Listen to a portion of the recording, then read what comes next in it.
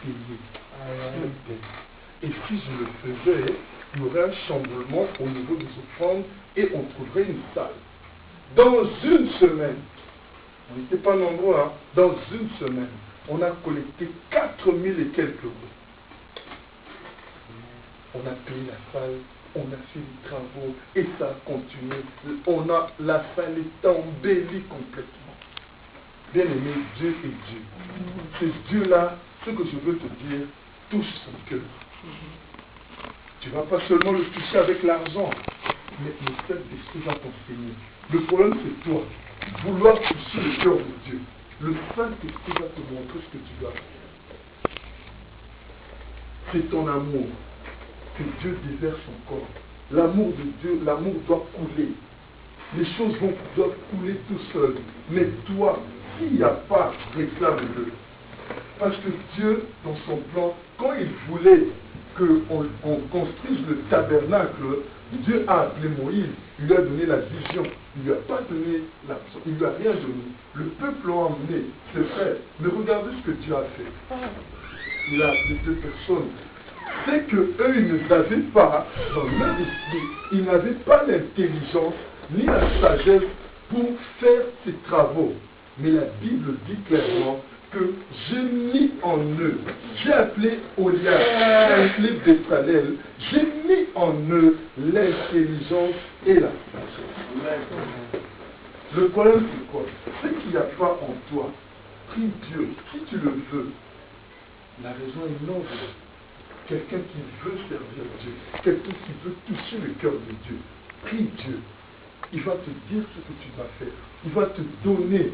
Ce n'est pas que tu vas le faire une fois, mais il va te donner. Ça va être dans ton naturel, en toi. Ça va être ton identité. Celui-là, il donne. Celui-là, il accueille les gens. Celui-là, il s'occupe de l'œuvre de Dieu. Celui-là, il se tracasse pour les autres. Celui-là, il prie pour les autres. Donc il suffit de demander, de réclamer à Dieu. La Bible dit, il nous aime. Il est amour. Il aime papa. Plein d'amour. Mais aujourd'hui, tu vas dire au bien qu'il est un menteur. Ce joug-là va être brisé au nom de Jésus. Parce que le but de l'ennemi, c'est que tu ne comprennes pas. Le but de l'ennemi, c'est que tu ne touches pas le cœur de Dieu. Il fera tout, mais tu as quelque chose en toi. Ce que tu as en toi est plus fort que tous les démons. Les portes qui sont fermées, on a parlé de ça hier, ce n'est pas ton problème. Ce matin, on a lu un verset, Acte 12. La dernière partie nous dit que la porte la plus fortifiée, la porte en fer, la Bible dit qu'elle s'est ouverte d'elle-même. Il y a quelqu'un là-haut. Il y a quelqu'un qui s'occupe de toi. Comme un parent qui s'occupe de son enfant. Tu es au travail, tu penses à ton enfant. Regardez les mamans. Une maman qui va confier son enfant, même à la nourrice, même à sa soeur. Elle va au travail, tu as déjà confié l'enfant. Mais tu téléphones. Oui, est-ce qu'elle a pris son lait? Alors, oui, est-ce que tu as changé la pousse? Mais tu as déjà confié. Mais elle n'est pas tranquille parce que son cœur est là. Est-ce qu'aujourd'hui on peut donner notre cœur comme ça pour l'œuvre de Dieu? Dieu cherche des gens comme ça qui vont s'occuper de son œuvre, qui vont soutenir l'œuvre, qui vont se donner. Parce qu'il me dit, je cherche un homme. Par toi, ta famille va être sauvée. Par une personne, toute une nation peut être sauvée. Par une personne, toute une nation peut être sauvée. Bien aimé, je te dis, lève-toi. Ce que je te dis, je me le dis aussi. Je voudrais toucher son cœur. Il y a quelqu'un qui a dit, il y a le pasteur Paulus, dans sa prédication, il a donné un exemple, il a dit, des fois Dieu, quand il nous regarde comme ça, il se moque. Parce que lui, il veut faire pour toi, mais toi, tu veux faire toi-même. Mais maintenant, moi, je veux dire autre chose. Des fois, Dieu, quand il regarde comme ça, il dit, ah, cet enfant, vraiment, comment il m'aime? Comment il peut m'aimer comme ça? Est-ce que tu ne voudrais pas qu'il parle de toi? depuis son trône de grâce, quand il regarde comme ça, il se dit, oh, comment il m'aime. Comment il peut m'aimer comme ça? C'est ça. Est-ce que ça se paye, ça? Aimer quelqu'un. Tu pries. La Bible dit l'amour de Dieu répandu dans le cœur. C'est le Dieu déjà a donné son amour, il a mis son amour en nous. Mais le problème, c'est le diable qui te bloque. Il bloque là pour que tu t'occupes de tes affaires.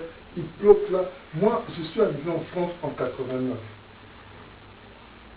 Je ne connaissais pas le Seigneur. 2 ans et demi après, j'ai créé une entreprise. J'étais là, je voulais que ça marche. J'ai créé, j'avais un camion, j'ai acheté un hôtel. J'étais jeune, mais là où j'avais mes contrats, on m'appelait le plus jeune patron. Mais ça tourne, paf, je retombe à zéro. Mais si je vous dis à zéro, je retombe vraiment à l'intérieur, je fais jardinier. Vous voyez les gens qui travaillent dehors. J'ai pas honte, bien aimé, avec des gilets fluo là, sur la route avec la tondeuse. Et à l'aéroport de Orly à Paris, comme ça avec la tondeuse, une voiture me klaxonne, j'ai dit, ah, mais qui m'a vu? La route, donc j'attendais, si le téléphone sonne, je dis, est-ce que quelqu'un va me dire que c'est toi que j'ai vu là-bas? Je vivais dans l'angoisse. Bien aimé, jamais. Et quelque chose va se passer. Je crée encore une entreprise. Et je continue. On vole le camion, accident, ceci, cela. Je retombe, intérim. Et je faisais ces yo-yo-là. En 19 ans que je suis en France, j'ai créé 5 entreprises. Mais quand je suis venu dans le Seigneur, partout où je suis passé, même plus tard qu'hier, quand un serviteur de Dieu prophétise pour moi, il dit toujours, Dieu s'occupe de tes affaires. Mais toi, occupe-toi de lui. Hier, vous avez écouté la prophétie, comment Dieu a parlé. Partout, je suis allé à Creil. J'arrive là-bas, j'ai dit, Seigneur, que si je dois vraiment te servir, je veux qu'un homme que mes yeux n'ont jamais vu dans la vie me parle. J'arrive là-bas, un pasteur qui était venu des États-Unis. On était dans une grande salle amphithéâtre. En train de prêcher, il a fini, direct qu'il monte. Là où j'étais, toi, Dieu t'appelle, tu veux pas, ta vie sera troublée. J'avais une larme, j'avais le nez qui coulait, je tremblais. Tu vas autre part, Dieu t'appelle, sers d'abord Dieu. Je vois un autre, il est venu de Bordeaux, un Français que j'avais jamais vu, il vient et dit, il ne sait même pas que je suis dans les affaires, il dit, toi, tes affaires après. D'abord, Dieu. Je pars. C'est comme s'il m'a donné rendez-vous. On ne se connaît pas, je connais juste son prénom. Il m'a dit, je rentre à Bordeaux, mais je voudrais entendre un jour que tu serves Dieu. Tes affaires après. Bien aimé, vous pensez vraiment qu'en nous débattant dans les affaires, ces affaires-là vont marcher? Je l'ai compris il n'y a pas longtemps.